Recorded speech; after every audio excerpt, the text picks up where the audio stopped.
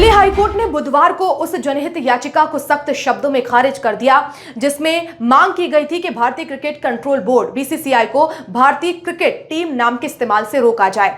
अदालत ने कहा कि यह याचिका पूरी तरह से समय की बर्बादी है और इसमें कोई कानूनी आधार नहीं है।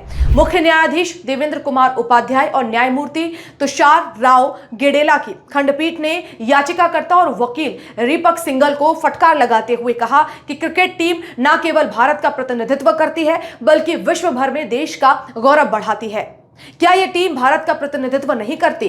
सुनवाई के दौरान न्यायमूर्ति गेडेला ने तीखे शब्दों में पूछा, क्या आप यह कहना चाहते हैं कि यह टीम भारत का प्रतिनिधित्व नहीं करती? जब यह टीम अंतरराष्ट्रीय टूर्नामेंट्स में खेलती है तो वह किस देश का प्रतिनिधित्व करती है? क्या यह टीम इंडिया नहीं है? यदि नहीं तो बताइए क्यों नहीं? मुख्य न्यायाधीश उपाध्याय ने कहा कि ऐसी याचिकाएं न्यायालय के मूल्यवान समय की बर्बादी है। उन्होंने कहा कि यह कोर्ट और याचिकाकर्ता दोनों के समय की बर्बादी है। हमें बताइए, क्या किसी भी खेल में राष्ट्रीय टीम का चयन सरकारी अधिकारी करते हैं? ओलंपिक, कॉमनवेल्थ या एशियाई खेलों में भाग लेने वाले खिलाड़ी क्या भारत का प्रतिनिधित्व नहीं करते?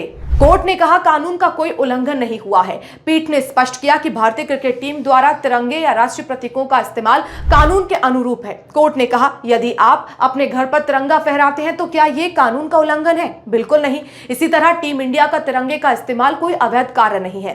न्यायालय ने अंतरराष्ट्रीय खेल संस्थाओं के नियमों का हवाला देते हुए कहा कि ओलंपिक समिति और अन्य वैश्विक निकाय खेलों में सरकारी दखल का विरोध करते हैं।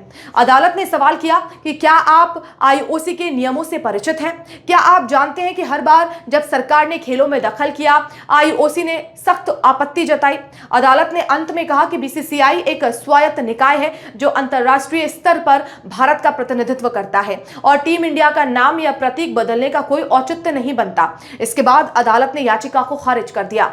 अब आपको बताते हैं कि आखिर याचिकाकर्ता की दलील क्या थी। याचिकाकर्ता दीपक कंसल ने अपनी दलील में कहा कि बीसीसीआई एक निजी संस्था है जो तमिलनाडु सोसाइटीज रजिस्ट्रेशन एक्ट के तहत पंजीकृत है। यह ना तो वैधानिक निकाय है और ना ही संविधान के अनुच्छेद 12 के तहत राज्य के दायरे में आता है। कंसल ने कहा कि खेल मंत्रालय की ओर से दिए गए आरटीआई जवाब में स्पष्ट किया गया है कि बीसीसीआई को राष्ट्रीय खेल महासंघ के रूप में मान्यता प्राप्त नहीं है और ना ही उसे सरकारी वित्तीय सहायता दी जाती है। इसके बावजूद बीसीसीआई की क्रिकेट टीम को सरकारी मीडिया और प्लेटफॉर्म पर टीम इंडिया या इंडियन नेशनल टीम कहा जाता है और ये राष्ट्रीय प्रतीकों का इस्तेमाल करती है जो अनुचित है। हालांकि अदालत ने कंसल की इस दलील को नकारते हुए कहा कि भारतीय क्रिकेट टीम अंतर्राष्ट्रीय स्तर पर भारत का प्रतिनिधित्व करती है, देश के गौरव का प्रतीक है।